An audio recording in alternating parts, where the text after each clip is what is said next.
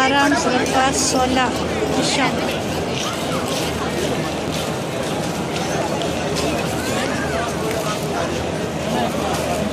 Yang ada dua tiang besar tu pintu King Abdul Aziz, pintu nombor 1.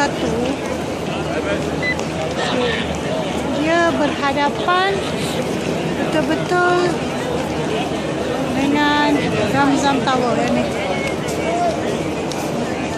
Alamak, tak nampak jam.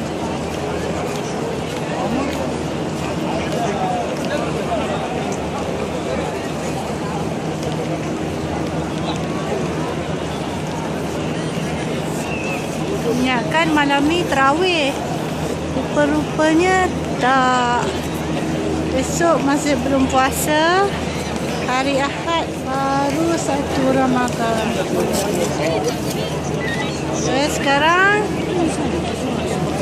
saya tunggu suami saya. Sebab tadi sebenarnya janji dengan dia nak jumpa selepas solat tarawih.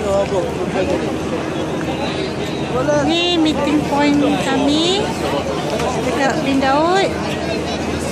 Dia baru dia sampai ni. Rasanya dia dalam masjid lagi kot. Tak apalah. Saya tunggu je.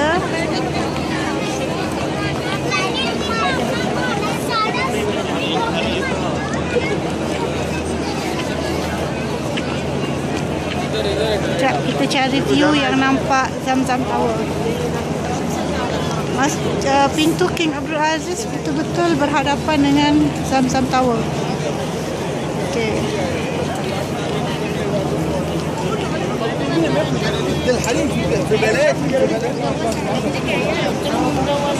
Kan bersinar-sinar.